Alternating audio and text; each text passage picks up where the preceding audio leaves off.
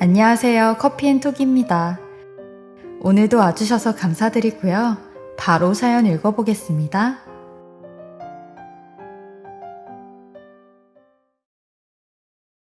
안녕하세요. 저는 서울에 사는 30대 여자입니다. 열길 물속은 알아도 한길 사람 속 모른다는 옛말이 요새 저에게 참 많이 와닿습니다. 저도 몇 년 전 기가 막힌 일을 겪었거든요. 믿었던 사람에게 배신당한다는 것이 얼마나 쓰라린 일인지 이제는 실감이 됩니다. 저랑 남편은 신입사원으로 입사한 회사의 동기로 만나게 되었습니다. 같이 신입사원 MT를 가고 프로젝트도 같이 하게 되면서 친해졌습니다. 남편은 저보다 2살이 많은 오빠였고 저를 잘 챙겨주기도 했어요. 어느 순간부터 서로가 입사 동기가 아닌 이성으로서 대하게 되었고 연애를 하게 되었습니다. 둘 다 나이가 많지 않아서 당장 결혼할 것은 아니었기에 회사에는 연애를 철저히 비밀로 붙였어요. 그렇게 3년이란 시간이 흘렀고 저도 30대가 되었어요. 처음에는 가볍게 만났던 남편이었지만 그때쯤 되니 진지한 생각이 들더군요. 남편감으론 손색 없는 사람으로 보였습니다. 매너 좋고 다정하고 좀 속물 같지만 외모도 역시 훌륭했고요. 하지만 남편은 좀처럼 결혼 이야기를 꺼내지 않더군요. 여자인 제가 먼저 얘기를 하기에는 좀 자존심이 상해서 막연히 기다리고만 있었는데 어느 날 저랑 같이 공연을 보러 가자고 그러더군요. 평소와 같은 데이트려니 하고 집에서 준비를 하고 나갔는데 알고 보니 그건 남편이 준비한 이벤트였습니다. 소극장을 빌려 저에게 프로포즈를 하더라고요. 너무 놀랍기도 하고 기쁘기도 해서 하늘을 둥둥 떠다니는 느낌이었습니다. 당연히 프로포즈를 승낙했고 저희의 결혼 준비는 급물살을 타게 되었지요. 양가 인사부터 드리고 상견례하고 결혼 날짜까지 잡고 정신이 없었습니다. 결혼이란 행사가 참 일이 많더군요. 결혼을 알리게 되면서 회사에도 저희 연애를 자연스레 오픈하게 되었어요. 눈치챘던 사람 반, 전혀 모르고 있다가 놀란 사람 반이었지요. 평생 받을 축하를 다 받았고 정말 행복했습니다. 결혼 준비하는 내내 남편은 제 의견을 존중해 주었어요. 결혼 전 여자들이 예민해지는 때가 있는데 저의 틱틱거림에도 무던한 성격의 남편이 저를 잘 받아줘서 그 시기를 무사히 넘길 수 있었습니다. 결혼 몇 달 전부터 신혼집을 알아보기 시작했어요. 신혼집은 저희 집에서 반을 보태고 남편 집에서 반을 보태 전세로 마련하기로 했고요. 적당한 예산의 집을 찾아다니려고 공인중개사를 찾아갔습니다. 그런데 거기서 제 생각과 남편의 생각이 약간 다르더라고요. 저는 30평대의 넓은 집을 원했어요. 저희 둘만 살 것이 아니라 아이를 낳을 것이니까 방이 3개 정도는 되어야 한다고 생각했지요. 전에는 제 의견에 무조건 따라주던 남편이 이 문제에서는 목소리를 높이더라고요. 우리 신혼은 한 2년은 즐겨야 하지 않아? 아이 먼저 가지면 네가 힘들지 않을까?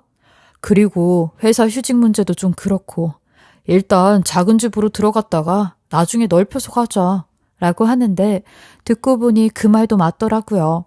부동산 아저씨도 남편 말이 맞다면서 아담한 20평대 아파트를 권해주셨습니다. 역에서 가까운 구축 아파트를 계약하고 나니 지금까지 남편과 하지 않았던 이야기가 있더라고요. 바로 아이를 언제 어떻게 가질 것인가 하는 문제였죠. 3년 동안 만나면서 봐온 남편은 아이를 굉장히 좋아하는 것 같았습니다. 공원에서 아기들이 걸어다니는 것만 봐도 한박 웃음을 짓더라고요. 그래서 저는 이렇게 말했습니다. 우리 신혼은 좀 즐기다가 아이 셋 정도 낳아볼까? 형제가 많은 게 좋잖아. 난 외동이라서 형제 많은 집이 늘 부러웠어. 서로 의지도 되고 부모 돌아가셔도 외롭지 않고. 어때? 그러니까 남편은 잠시 생각하더니 이렇게 대답하더군요. 난 하나만 낳고 싶어. 아들, 딸 상관없으니까. 하나 낳아서 투자도 많이 해주고 싶고 사랑도 듬뿍 주고 싶고. 난 형제가 있지만 형이랑 친하지도 않은걸. 어차피 인생은 혼자 사는 거잖아. 그렇게 아이를 좋아하는 사람이 그런 식으로 말하니 의외더라고요. 뭐 그거야 나중에 정할 문제니 어쨌든 첫 아이를 낳고 생각해 보기로 했습니다. 그렇게 저희는 무사히 결혼을 치렀고 신혼집에 들어가 살게 되었습니다. 결혼을 하니 회사 언니들이 시댁 관련해서 이러쿵저러쿵 욕하는 소리들이 귀에 들어오더군요. 아, 우리 시댁은 일주일에 한 번씩 꼭 오래. 안 오면 난리가 난다니까. 너희는 어때? 그런데 생각을 해보니 저는 결혼 전에 시댁 한 번 간 것 외에 시댁에 간 적이 없었습니다. 결혼 전에 인사드리러 갔을 때 빼고는 시어머니께서 결혼하고도 오라가라 말씀을 안 하시더라고요. 제가 이렇게 말하니 언니들이 다들 부러워하더라고요. 간섭 없는 시어머니가 제일 좋다면서요. 그렇게 생각하니 저도 시댁에 감사하게 되더라고요. 결혼하고 처음이라 행사도 많은 모양이던데 저희들끼리 잘 살라고 부르지도 않으시고 항상 전화로만 얘기를 하시니까 그저 감사의 따름이었죠. 그때는 그게 무슨 문제가 될 거란 생각은 전혀 하지 못했습니다. 저희는 약속대로 결혼하고 신혼을 즐기기 위해 임신을 철저히 조심을 했습니다. 근데 문제는 남편이었어요. 그렇게 임신을 조심하자던 남편이 피임을 하는 둥 마는 둥 하더라고요. 제가 약 먹기 싫으니 남편 보고 좀 조심하라고 해도 남편은 제대로 하지 않았어요. 대체 나중에 아이 갖고 싶다던 사람이 맞는지 황당했습니다. 그러다가 덜컥 아기가 생기면 제 일도 엉망이 되고 계획했던 신혼 즐기는 부분도 전부 무산이 될 텐데 어쩜 저리 태평인가 했죠. 남편은 늘 자기는 항상 선을 잘 지킨다면서 천하태평했어요. 제가 이 얘기를 유부녀 친구들에게 하니 친구들은 깔깔 웃으면서 그러더군요. 남자들은 다 그래. 맨날 말로만 자기는 조절 잘한다고. 그러다 너희 금방 애기 생기겠다. 라고요.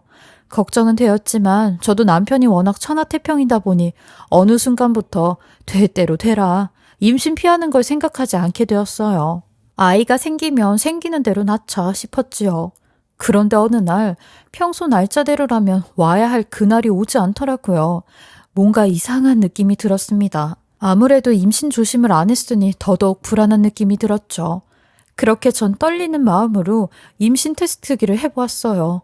설마 싶었는데 선명한 두 줄이 그어지는데 임신이었습니다. 정신이 없어 남편에게 알리지도 못하고 병원에 찾아가니 병원에서는 확실히 임신이 맞다고 진단을 내려주었어요. 돌아오는 길에 아기가 생겼다는 기쁨보단 이런저런 생각에 심란하더라고요. 처음엔 신혼을 즐기기로 했는데 어쩌다 일이 이렇게 되었는지 남편과 제가 방심했던 탓이라 생각했어요. 그렇지만 뱃속에 아이를 두고 이런 생각을 하는 건 좋지 않을 것 같아 언제 가져도 가질 아이였으니 반갑게 맞아주었지요. 집에 가니 남편이 기다리고 있더라고요. 저는 그런 남편에게 짐을 내려놓고 짜잔 하며 임신 테스트기를 보여줬습니다. 근데 남편이 생뚱맞은 반응을 보이더군요. 이게 뭐야? 누구 거야? 라고요. 저는 그런 남편의 반응에 웃음이 나 당신 엄청 놀랐구나. 누구 거긴 누구 거야. 내 거지. 나 임신했대. 지금 병원 갔다 오는 길인데 임신 6주라고 하더라. 사실 난 이렇게 될 줄 알았어. 자기가 조심 안 했잖아. 라고요. 그런데 기뻐할 줄 알았던 남편이 갑자기 얼굴이 시뻘개지며 울그락불그락해져선 아이씨 라고 하는 겁니다. 저는 영문을 몰라 남편을 빤히 쳐다보았습니다. 아무리 계획에 없던 아이지만 아이씨라뇨. 전 그런 남편에게 여보, 아니 왜 그래? 라고 했어요. 그러자 남편은 그 순간부터 제게 차마 입에 담지 못할 욕들을 마구 내뱉기 시작하는데 그 욕의 수준이 얼마나 심한지 차마 글에는 쓸 수 없을 정도였어요. 더럽다는 둥, 도대체 어떤 놈이랑 한 거냐는 둥, 몸을 그따위로 굴리고 다니냐는 둥, 제가 알던 남편의 모습이 아니었습니다. 제정신이 아닌 사람처럼 흥분을 하며 길길이 날뛰는데 도대체 남편이 왜 저러는지 저는 너무 당황하고 놀래서 아무런 말도 없이 그 말을 다 듣고 있었어요. 그러곤 제게 야, 이 XX야. 네 뱃속에 있는 애 내 애 아니잖아. 라는 겁니다. 저는 그 말을 듣자마자 말문이 막혀 뭐? 당신 미쳤어? 뭐 잘못 먹었어? 내 뱃속에 있는 애가 당신 애가 아니면 누구 앤데? 지금 무슨 소리 하는 거야? 라며 저도 같이 날뛰었죠. 그러니 남편이 절 딱 잡곤 나 돌아버리기 전에 좋은 말 할 때 빨리 털어놔라. 어떤 놈의 애야? 라며 난리를 치며 마구 욕지거리를 하는데 그런 남편의 팔을 내치며 물었어요. 도대체 왜 그래? 우리 매번 조심도 안 했고 당신도 임신 피하는 거에 신경도 안 썼잖아. 우리 애인 게 당연하지. 설마 지금 나 의심하는 거야? 당신 대체 왜 그런 생각을 하는 건지 모르겠는데? 라며 신혼 단꿈에 젖어있는 내가 왜 바람을 피우겠냐고 했어요. 남편의 억측이 답답할 뿐이었죠. 그리고 어느 남자가 임신이 됐다는 본인 아내에게 다짜고짜 어떤 놈의 애냐고 물어보는 게 이게 제정신이냐고요. 그러자 남편은 절 노려보며 너무나도 충격적인 얘기를 하기 시작하는데 나 사실 예전에 정관 수술했다. 애 더 이상 안 가지려고. 그러니까 지금 뱃속에 있는 네 애도 절대 내 애가 아니지. 내 자식일 리가 절대 없지. 라고 하는데 저는 그 순간 망치로 머리를 맞은 듯 띵해졌어요. 첫째론 정관 수술이란 말과 둘째론 더 이상 아이를 안 가진다는 말이었어요. 이게 다 무슨 소리인가 싶었습니다. 그리고 남편은 멍하게 서 있는 저를 데리고 시댁으로 차를 몰고 가는데 가는 내내 분위기는 험악했어요. 시댁에 도착하자마자 시어머니가 놀란 눈으로 저희를 맞이했습니다. 마치 제가 오면 안 될 때라도 온 듯 하시더라고요. 너희 어쩐 일이니? 얘 기서가 너 연락 없이는 오지 말랬잖아. 라며 남편에게 속삭거리는데 저 모습이 분명 저에게 뭔가 숨기는 게 있어 보였어요. 그러니 남편은 이제 다 필요 없다는 듯 엄마, 이 사람 임신했대. 아니, 이게 될 법한 이야기냐고. 와, 진짜 뚜껑이 열려선 이라고 하는데 시어머니도 기뻐하긴커녕 놀라시더라고요. 시어머니도 본인 아들이 정관수술을 한 걸 알고 계셨던 거죠. 전 그런 남편과 시어머니를 향해 어머님, 억울한 건 남편이 아니라 제가 억울해요. 라고 하는데 그때 갑자기 남편이 방에 들어가더니 웬 남자아이를 데리고 나오는 겁니다. 그러면서 우성아, 너 이제 숨어있지 말고 아빠가 집에 와도 떳떳하게 나와 있어. 저 아줌마도 나한테 대역죄를 저질렀으니까 우리도 이제 떳떳하게 있자고 라는데 처음 보는 아이에게 아빠라니 저는 그때부터 남편의 엄청난 과거 얘기를 듣게 되었어요. 아니 남편이 20대 초반에 사고를 쳐서 아이를 낳게 되었다는 겁니다.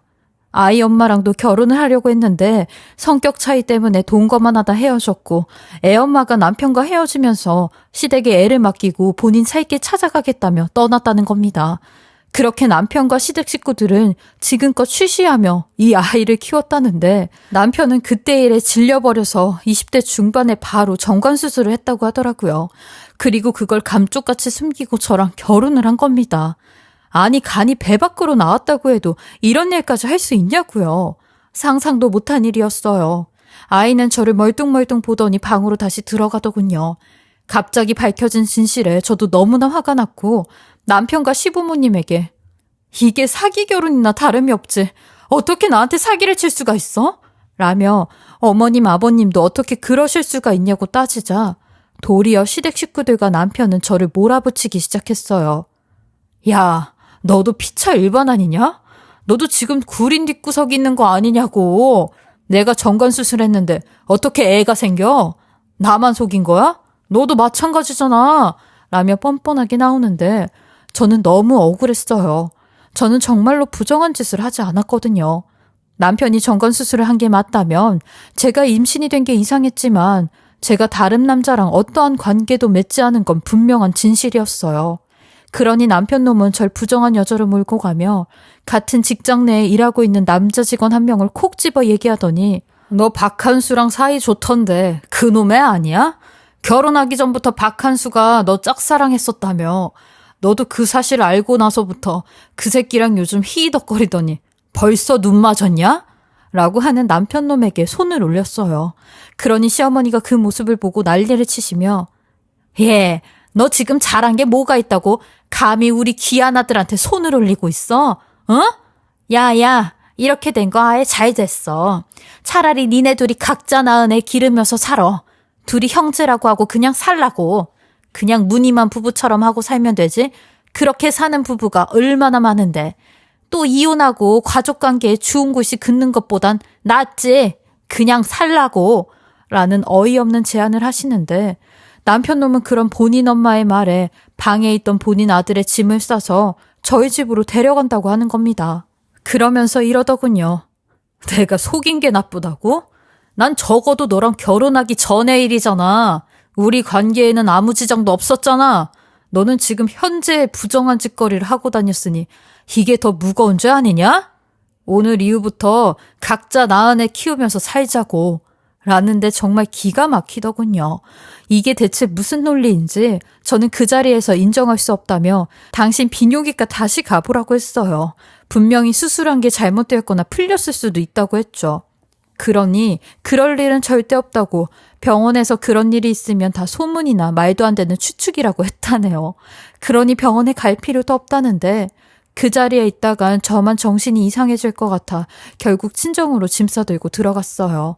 남편놈과 도저히 같은 집에서 살 수가 없겠더라고요. 일단 그 아이 문제도 너무 복잡했고 뱃속의 아이가 자기 애가 아니라며 절 불륜녀 취급하는 막말을 견디기 힘들었습니다. 친정 부모님은 무조건 제 얘기를 믿어주셨어요. 그리고 네가 진짜 떳떳하고 뱃속에 이 아이를 낳을 생각이라면 남편놈과 시부모가 한 모든 증거들을 하나 두 개씩 모으라고 하셨어요. 아기가 태어나면 바로 친자검사에서 친자로 판정이 나면 소송을 걸자고요. 그 말에 저도 하나 두 개씩 증거를 모으기 시작했고 증거는 차고 넘치게 모을 수 있었어요. 매일같이 저한테 하는 폭언과 막말, 그리고 남편놈이 결혼 전 제기한 사기 행각들까지 말이죠. 날이 갈수록 배는 점점 더 불러오고 저는 그럴 때마다 제 배를 쓰다듬으며 당당하게 나와서 친자검사 받아서 이것들을 싹 다 뒤집어 엎어버릴 다짐을 하고 있었어요. 남편은 술만 마시면 저희 집에 찾아와서 저희 부모님에게 딸을 어떻게 키운 거냐며 행패를 부리고 차마 입에 담지 못할 말까지 짓거려댔어요. 자기 이혼 경력, 자기 자식 있는 거 다 드러났다 이거죠. 이제 눈에 뵈는 게 없는 모양이었어요. 그리고 드디어 10개월이란 시간이 흐르고 기다리고 기다렸던 아기가 태어났습니다. 아기가 태어나는 순간 감격보다는 미안함과 안쓰러움이 먼저 들었어요. 제 품 안에 있으면서 얼마나 힘들었을까 싶은 생각에 눈물이 펑펑 쏟아지더라고요. 당연히 남편놈은 지 자식이 아니라며 아이를 보러 오지도 않았어요. 근데 시부모님이 오셨더라고요. 오셔선 뭘 하고 가셨는지 아세요? 저희 애기 혈액형을 보러 오신 겁니다. 근데 이 무식한 두 어른들이 저희 아기 혈액형을 보자마자 거봐, 니네들 다 B형인데 어떻게 애가 O형이야? 이게 말이 되냐? 라고 하는데 전 그런 시부모에게 부모 둘 다 B형이어도 O형 태어날 수 있거든요. 잘 알지도 못하시면서 오셔선 그런 소리 하세요? 됐고요. 바로 친자검사 진행할 테니까 그렇게 하세요. 라고 하니 시아버지는 볼 것도 없다고 저거 확실히 다른 놈의 애라고 하시는데 저는 그런 남편에게 문자를 보내 검사하자고 했어요. 혹시나 또 내가 기관에 의뢰하면 무슨 조작을 했다는 이 거짓 검사서라니 그딴 소리 할 수도 있으니까 당신이 직접 의뢰해서 검사 진행하라고 했어요. 그러니 집에서 산후조리를 하고 있는데 남편이 자기가 하겠다며 샘플 채취를 해서 가더라고요. 심지어는요, 출장 의뢰까지 해서 검사하시는 분이 같이 왔어요. 그래야 정확하게 의심 없이 한다면서요. 그리고 얼마 후 검사 결과가 나왔습니다. 검사 결과는 당연히 볼 것도 없이 남편의 친자가 맞다는 결론이었죠.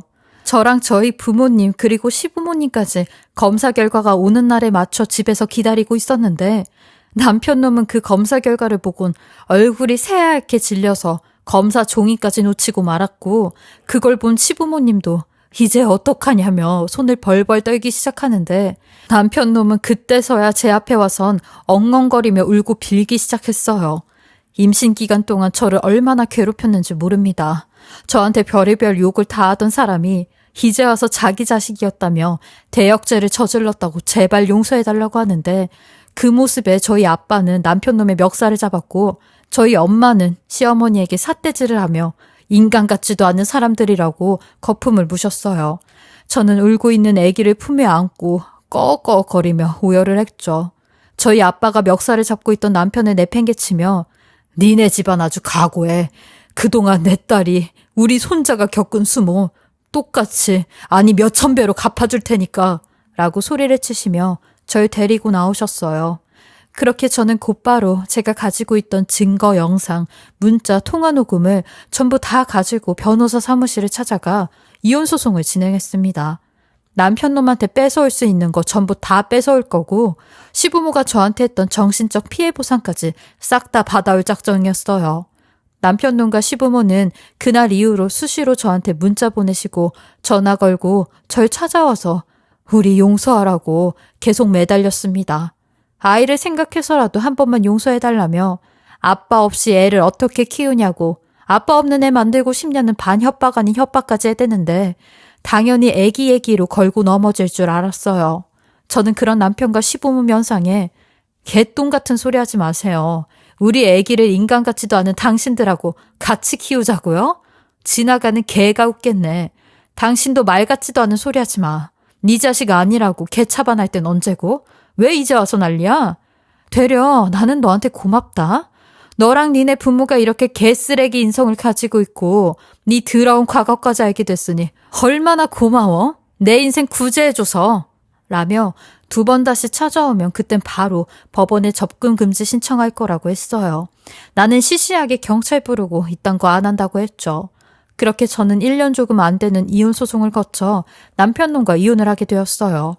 이혼하는 과정에서도 얼마나 지저분하게 매달리는지 이곳에 이야기하려면 1박 2일은 걸릴 것 같아 이 정도로만 써요. 그리고 또 한 가지, 남편놈 인생 완전히 망치게 하려고 일부러 회사에 전부 다 소문냈어요. 완전 개쓰레기 짓 하고 다닌 과거와 저에게 했던 모든 것들을요. 남편놈이랑 같은 회사에 다니니 이런 건 또 좋더라고요. 저는 육아휴직을 하는 중이어서 직장에 못 나갔는데 선배 언니한테 실시간으로 남편놈 얘기를 들을 수 있었고 역시 남편놈은 그 소문으로 회사에서 왕따 당하고 직장 상사한테까지 제대로 찍혀 결국 지가 그 분위기를 못 이겨 퇴사했다고 했어요. 저랑 동기로 들어와서 제가 잘 알고 있는데 남편놈 여기 회사도 운이 좋아 간신히 붙은 거였거든요. 아마 그 나이 먹고 경력도 없고 학벌도 짧고 능력도 없어서 취직하기도 힘들 거예요. 그렇게 저는 마지막까지 통쾌하게 남편놈 날려차기로 인생 곤두박질 치게 하였어요. 지금은 이혼한 지 2년 정도 되어 가는데요. 남편놈 매달 연락 와선 지 애까지 키우느라 양육비 보내는 게 힘들다며 한 번만 봐달라고 할 때가 많은데 그럴 때마다 또 한 번 개망신 당하고 싶지 않으면 양육비 제대로 보내라고 하고 있어요. 이럴 때마다 연락하기 싫은 전 남편놈이랑 연락하는 게 스트레스인데 그런 거 다 감수하고 전 남편놈 아주 피를 말려서 20년 동안 꼬박꼬박 양육비 다 받아낼 참이에요. 그리고 이혼 후 저희 부모님께선 저와 제 아들을 받아주셔서 아이 클 때까지 친정에서 지내면서 엄마가 봐주시고 저는 일을 하기로 했어요. 때로는 이렇게 싱글맘이 된 게 아이한테 너무 미안하고 아이 얼굴 볼 면목이 없는데 그런 집구석에서 키우는 것보단 훨씬 더 나은 일이라 생각하며 예쁜 제 자식 바라보며 행복하게 살고 있습니다. 저의 긴 이야기 들어주시고 읽어주셔서 감사합니다. 지금까지 커피앤톡이었습니다. 오늘도 끝까지 함께 해주셔서 감사하고요. 저는 다음 영상으로도 찾아뵙겠습니다.